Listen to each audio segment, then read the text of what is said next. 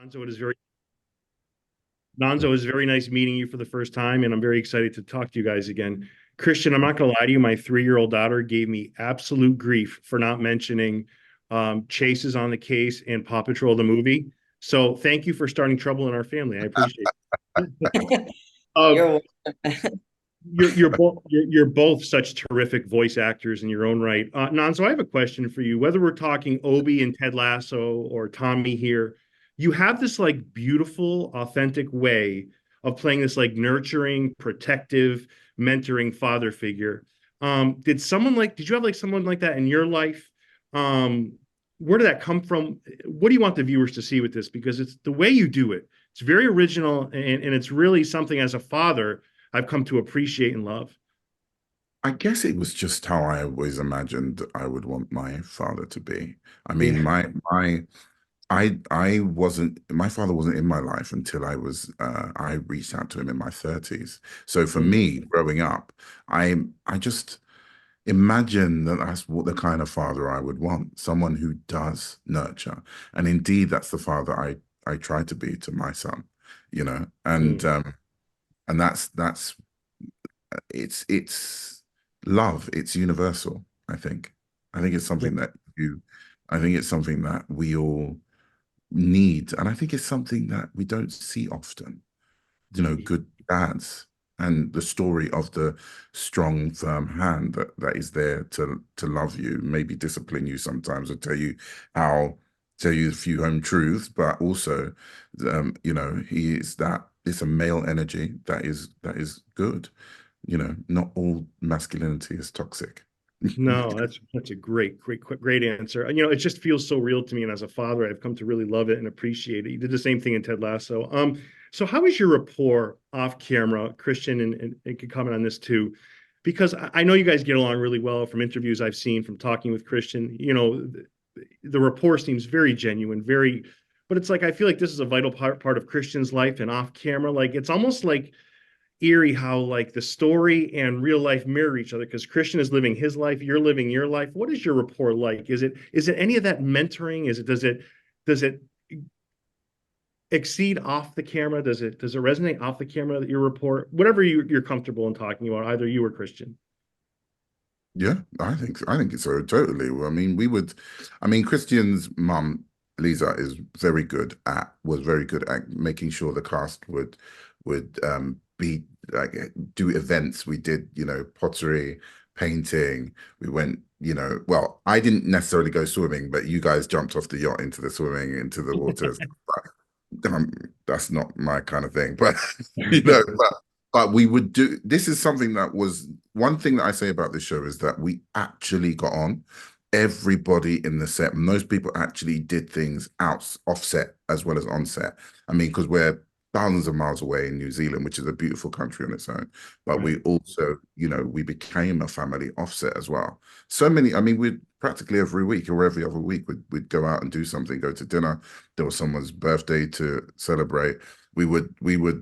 So we actually do have a wonderful connection. But Christian and I specifically, we got on immediately on the first day. I think I was playing Royal Clash or something on my phone. Like I like playing like phone games sometimes. Gotcha. And he connected with me on that. Do you remember? And it was just like he was just like this, or let me play.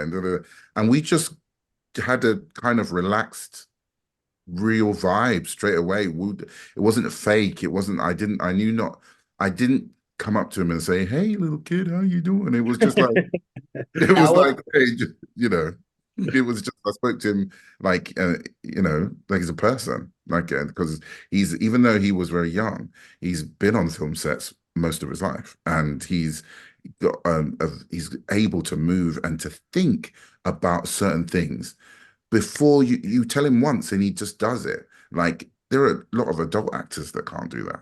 Like literally, he's so talented and so mature that we just got it. We would click, and even when the director gave us a direction, he would say, "Yep, I know, I got you," and he would just go. He's one of those very few people. Not we're talking about him like he's not here. Yeah. Christian, very. He's one of those people that's like well ahead of his years. Like it's almost like he's lived a life before this life. Like he's Christian, what did you want to say about your rapport with Nonso and anything else you wanted to add to that? Yeah, I mean, yeah, that day I vividly remember you're on your phone, you're playing a little game, came out, and that was like the first time we really got to like properly like talk or just like, Mhm. I guess. And that kind of like strung off into all our other activities, you know. Like it was really good. Like we got on so well, like Nan was saying. Like it was a really great friendship. And I really appreciated how he went about treating me as opposed to like a little kid. He treated me like an adult. And like I really appreciate that. And like knowing that he saw that in me is like I love hearing that. So thank you, Nonso. That's awesome. I have two last questions for you guys. One of the things I love about Sweet Tooth is that it does a great job of navigating like death and sadness and happiness and those moments without being cartoonish. Like it feels very real life to me. Um, what the challenge left? How does that happen? Because I feel like in the wrong hands, this project could have been very cartoonish, and it does not come across that way. It's almost like, wow, this is like an amazing story with amazing storytelling. How do you guys think? What's the secret sauce in Sweet Tooth, you think? Do you know? I think there's not Yeah. necessarily a secret sauce. Part of it is definitely how people play off each other for sure. And it's also down to how much like you really put in and understand the story. But I feel like a unique feature of Sweet Tooth is that there's a lot of narration involved by James Brolin, the narrator. He'll guide you. He'll tell you something new every time. And for example, when Gus is, can I spoil stuff? Yeah, of course. When Gus is putting those bodies off the ship, he's narrating and talking about the people that he's doing that to. So I feel like that sense of narration, that sense of talking you through it, can really help you relate a bit more and understand it. I think also there's a mixture of things. I think there was you've got the original source material, which was very dark. So it wasn't cartoonish at all. Even though it was a comic, it was coming from that place. But we were making it more accessible for the whole family.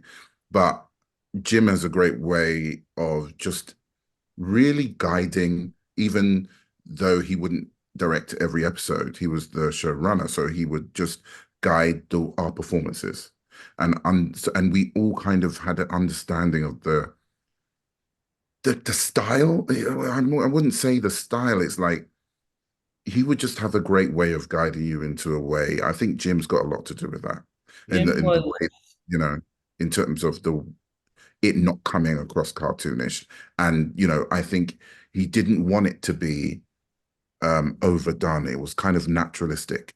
He was definitely a very, it's we're going to talk to each other. Then we're not going to do any crazy voice or anything like that. It's just I'm an adult, and this is how an adult is.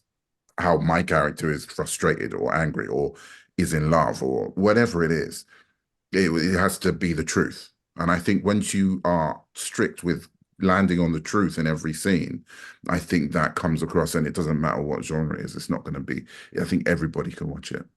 Christian, and did you the want way to that, add? yeah, the way that Jim adapted the story, like Jim is a visionary. He had a vision for it, and he adapted it so well. And what I love about how they did it in season one, there were some dark themes, but it was still innocent and curious in a sense. Hmm. In season two, it got a little darker. Gus started seeing the worst of humanity. And now season three, it's getting pretty dark, handling these somewhat intense themes. Yep. And I feel like the story is almost growing with Gus's innocence and what he knows about humanity. And I think that the way it was written was impeccable. So So I want to end with this. I'll say, this is the final season, as people know. I'm going to miss it. I almost feel like I'm one of the cast. I'm getting so emotional. What are you guys going to miss most about this terrific, terrific show? everyone that was on that show, I mean, like Gonzo was saying, like everyone got along so well. Like we were basically like one big family, and it was so great to see everyone work together, collaborate. It was such a open and talkative experience that you don't get on many other sets. I'm very, very glad that we got the best of the best to, Absolutely. Absolutely. I'm gonna miss Christian. I miss Christian, you know, Oh, I miss the I miss Jim. I miss the cast. I miss some of the actors that we lost in season two, you know, season one even. I'm kind of I have a great love for New Zealand. New Zealand is a beautiful country.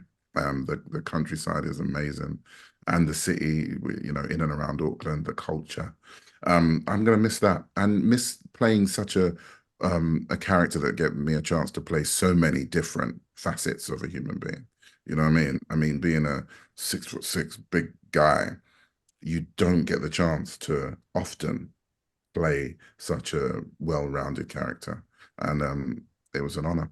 I'm gonna yeah, miss it. you guys, the two of you are both just simply terrific, and people are in for a treat with season 3. Thank you both, and I look forward to your future projects. Thanks, guys.